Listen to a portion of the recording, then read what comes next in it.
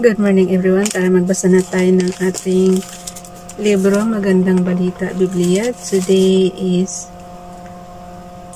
04 September 2023. Nandito na tayo sa Hukom chapter 9. Si Abimelech. Itong si Abimelech guys, isa to sa anak ni Gideon. Yung 70 ang kanyang naging anak. So, isa ito sa anak ni Gideon, si Abimelech. Basa. Hukom chapter 9 verse 1. Paglipas ng panahon, si Abimelech na anak ni Gideon ay nagpunta sa Shechem sa mga kamag-anak ng kanyang ina. Sinabi niya sa mga ito. Verse 2. Itanong ninyo sa lahat ng taga Shechem kung alin ang gusto nila, pamunuan sila ng 70 anak ni Gideon o ng iisang tao. At huwag ninyong kalilimutang ako'y dugo ng inyong dugo at laman ng inyong laman. Verse 3, ang mga taga Shechem ay kinausap nga ng mga kamag-anak ng ina ni Abimelech.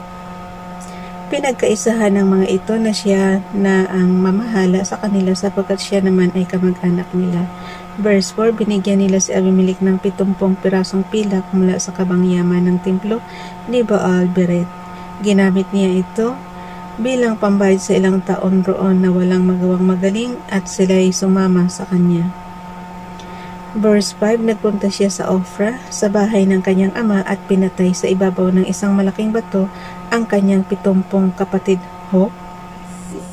sa ama niyang si Gideon. Pinatay yung mga kapatid niya guys. Ano yan? Isa-isa niyang pinatay. Ulitin ko lang ha.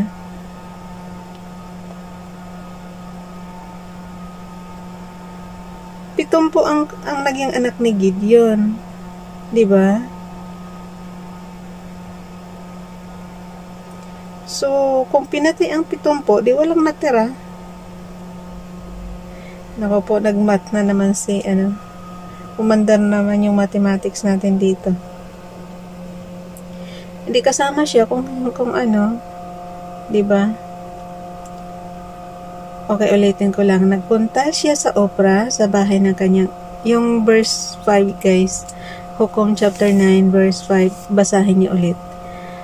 Hukom chapter 9 verse 5, nagpunta siya sa Ofra, sa bahay ng kanyang ama, at pinatay sa ibabaw ng isang malaking bato ang kanyang 70 kapatid sa ama niyang si Gideon.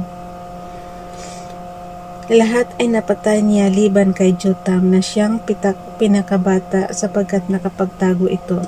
Verse 6, ang mga taga Shechem at Beth Milo ay sama-samang nagmunta sa may malaking puno sa Shechem at ginawa nilang hari sa Abimelech. Verse 7, nang mabalitaan ito ni Jotam, tumayo siya sa tualuktok ng bundok ng Gerizim at sumigaw, mga taga Shechem, makinig kayo sa akin upang makinig sa inyo ang Diyos. Verse 8, isang araw nag-usap-usap ang mga punong kahoy upang pumili ng hari nila. Sinabi nila sa olibo, ikaw ang maghari sa amin. Verse 9, sumagot ang olibo, hindi ko maiiwan ang paggawa ng langis na ginagamit sa pagparangal sa mga Diyos at sa mga tao para maghari lamang sa inyo. Verse 10, sinabi nila sa Igos, ikaw na ang maghari sa amin. Verse 11, ngunit sumagot ang Igos, hindi ko maaring itigil ang pagbibigay ng masasarap kong bunga upang pagharian ko lamang kayo. Verse 12, kaya sinabi nila sa Ubas, ikaw na ang maghari sa amin. Verse 13, sumagot ang Ubas, hindi ko maaring itigil ang pagbibigay ng alak ng pampasaya sa mga Diyos at sa mga tao upang pagharian ko lamang kayo. Verse 14, kaya sinabi nila sa halamang matinik, ikaw na nga ang maghari sa amin. Verse 15, ang sagot ng halamang matinik, kung talagang gusto ninyo ako maging hari, sumilong kayo sa akin. Kung ayaw ninyong sumilong, magpapalabas ako ng apoy sa aking mga tinik upang sunugin ang mga cedar ng Lebanon. Verse 16, patuloy ni Jotam. Verse 16, ngayon, patuloy ni Jotam, sang-ayon ba sa inyong malinis na hari na ginawa ninyong hari si Abimelech? Iginalang ba ninyo ang alaala ni Gideon at nilalapastangan ninyo ang kanyang pamilya. Verse 17, alalahanin ninyong kayo ipinaglaban ng aking ama. Itinaya niya ang kanyang buhay upang iligtas kayo sa mga Midyanita. Verse 18, ngunit ngayon kinakalaban ninyo ang sambahayan ng aking ama. Pinatay ninyo ang 70 niyang anak sa ibabaw ng isang bato, at si Abimelech na anak niya sa kanyang alipin, babae ang ginawa ninyong hari sapagkat kamag-anak ninyo. Verse 19, kung iyan ang inaakala ninyong dapat iganti sa kabutihan sa inyo ni Gideon at sa kanyang sambahayan, ipagpatuloy ninyo, magpakaligaya kayo pati si Abimelech. Verse 20, ngunit kung hindi, sana'y sumiklab ang apoy mula kay Abimelech at tupukin ang mga lalaki ng Shechem at Beth Millo. Sumiklab sana ang apoy mula sa mga lalaki ng Shechem at Beth Millo at sunugin si Abimelech. Kinakars ni magkapatid yan guys si Jotham tsaka si Abimelech, pero kinakars niya kasi nga pinatay yung mga kapatid nila. Beth Millo at sunugin sa Abimelech. Verse 21, pagkasabi nito, patakpong umalis si Jotham at nagtago sa Beer dahil sa takot sa kapatid niyang si Abimelech. Verse 22, 3 taong pinamunuan ni Abimelech ang Israel. Verse 23, ngunit nagpadala ang Diyos na espiritu ng hidwaan sa mga taga-Shechem at kay Abimelech. Dahil dito, naghimagsik ang mga kalalakihan ng Shechem laban kay Abimelech. Verse 24, nangyari ito upang pagbayari sa Abimelech at ang mga nagsulsul sa kanya na patayin ang 70 anak ni Gideon. Verse 25, ang mga taga-Shechem ay naglagay ng mga tauhan upang tambangan sa bundok si Abimelech. Hinaharang nila ang lahat ng magdaan doon, nabalitaan ito ni Abimelech. Verse 26, Socom chapter 9 verse 26. Noon si Gaal na anak ni Ebed ay nagpunta sa Shechem kasama ang kanyang mga kapatid. Nagtiwala naman sa kanya ang mga taga roon. Verse 27, pagpasensya nyo na ingin na electric guys. Verse 27, namita sila ng obas, ginawa itong alak, at sila'y nagpista. Sa kainitan ng pista ay pumasok sila sa templo ng kanilang Diyos-Diyosan, kumain sila roon at nag-inuman habang patuloy na kinukutya si Abimelech. Verse 28, sinabi ni Gaal, bakit ba kayo pasasakop kay Abimelech? Sino siya kung ihahambing sa mga taga-Shechem? Hindi ba anak lamang siya ni Gideon? At pati si Zebul ay sunod-sunuran sa kanya. Bakit nga tayo pasasakop sa kanya? Ibangon ninyo ang karangalan ng ninuno ninyo, si Hamor. Verse 29, kung ako ang mamumuno sa inyo, tiyak na matatalo natin siya. Sasabihin ko sa kanyang, ilabas niya ang buo niyang hukbo at maglaban kami. Verse 30, nabalitaan ito ni Zebul na taga-pamahala ng lungsod ang pinagsasabi ni Gaal, kaya't ito'y nagalit. Verse 31, nagsugo siya kay Abimelech sa Aroma at ipinasabi, si Gaal at ang kanyang mga kamag-anak ay narito sa Shechem, pinag-aalsa nila ang mga taga-Shechem laban sa iyo. Verse 32, kaya mamayang gabi isama mo ang iyong mga tauhan, magtago muna kayo sa labas ng lungsod. Verse 33, bukas pagsikat ng araw, bigla kayong sumalakay. Kapag lumaban sila Gaal, gawin mo na sa kanya ang gusto mo.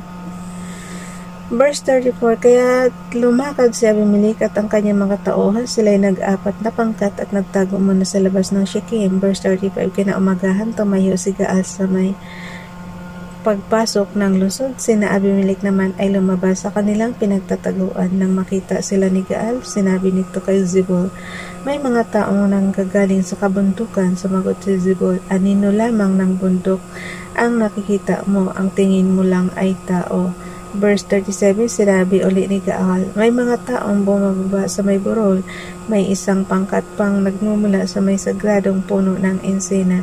Verse 38, sinabi na sa kanya ni Zebul, tingnan ko ngayon ang yabang mo, di ba't itinatanong mo kung sino si Abimelech para sumakop sa atin? Sila na iyon, bakit di mo sila labanan? Verse 30, tinipon nga ni Gaal ang mga taga-Shechem at hinarap sina Abimelech. Verse 40, ngunit natalo siya, kaya napilitang tumakas. Hinabol siya ni Abimelech at marami ang nabuwal na sugatan hanggang sa may pagpasok ng lungsod. Verse 41, nagbalik na sa Aroma si Abimelech, si Gaal naman, at ang natitira pa niyang kamag-anak ay pinalayas ni Zebul sa Shechem at pinagsabihang huwag nang magbalik. Verse 42, kinabukasan, ang mga taga-Shechem ay lumabas ng bukid at ito'y nalaman ni Abimelech. Verse 43, pinagtatlong pangkat niya ang kanyang mga tauhan at sila'y nag-abang nang makita nila ang mga taga-Shechem, pinatay nila ang mga ito. Verse 44, ang pangkat ni Abimelech ay nagmamalaking nagpunta sa pagpasok ng lungsod upang magbantay, samantalang pinapatay ng dalawang pangkat ang mga tao sa kabukiran. Verse 45, sina Abimelech ay maghapong nakipaglaban sa mga taga-Shechem bago nila naubos ang mga taga roon at nasakop ang lungsod. Pagkatapos, iginuho nila ang buong lungsod at sinabugan ng makapal na asin ang tupa. Verse 46, nang mabalitaan ito ng mga nakatira sa kastilyo sa Shechem, nagtago sila sa templo ni Baal Berit. Verse 47, nalaman ito na Abimelech. Verse 48, kahit isinama niya sa bundok Zalmon ang kanyang mga tauhan. Pagdating doon, pumutol siya ng mga sanga ng kahoy at pinasan. Lahat ng tauhan niya ay pinakuha rin niya ng mga sanga ng kahoy. Verse 49, nagkanya-kanya sila ng pasan at sumunod kay Abimelech. Ang mga ito'y itinambak nila sa ibaba ng tore at sinunod. Namatay lahat ang nasa loob nitong may 1,000 katao, pati mga babae. Grabe talaga nung araw, guys, no? Patayan, sunugan, saan ka pa? Okay, verse 50. Hukom chapter 9 verse 50. Kaya hindi ko to binasa kahapon, sobrang haba. Pagkatapos, sina Abimelech ay nagtuloy sa Tibis at sinakop iyon. Verse 51, may matibay na tore doon na pinagtataguan ng mga taga-Tibis. Nang makapasok na ang lahat, sinarhan nila ang daan at sila'y umakyat hanggang sa tuktok ng tore. Verse 52, sinundan sila ni Abimelech at susunugin na sana ang tore. Verse 53, ngunit siya ay binagsakan ng malaking bato ng isang babaeng naroon at nabasag ang kanyang bungo. Oh, babae lang pala nakapatay kay Abimelech. Okay, ulitin natin, guys. Verse 52. Sinundan sila ni Abimelech at susunugin na sana ang tore. Verse 53, ngunit siya ay binagsakan ng malaking bato ng isang babaeng naroon at nabasag ang kanyang bungo. Verse 54, kaya't dali-dali niyang tinawag ang kanyang lingkod at sinabi, patayin mo ako ng iyong tabak para hindi nila sabihing babae ang nakapatay sa akin. Kaya siya sinaksak ng kanyang lingkod at namatay. Verse 55, nang malaman ng mga Israelita na patay na si Abimelech, nag-uwian na sila sa kanya-kanyang tahanan. Verse 56, sa ganitong paraan si Abimelech ay siningil ng Diyos dahil sa pagpatay sa 70 niyang kapatid. Pero may isa pa siyang kapatid, diba? Si Jotam na nabuhay. Okay, verse 57. Pinagdusa rin ng Diyos ang mga taga-Shechem tulad ng sumpa sa kanila ni Jotam na anak ni Gideon. So, sabi ko nga sa inyo, may natira pang isang kapatid si Jotam. Okay, bukas na itong Hukom chapter 10. Okay, bukas na yan. Sina, Tula at Jair. Bye everyone. God bless.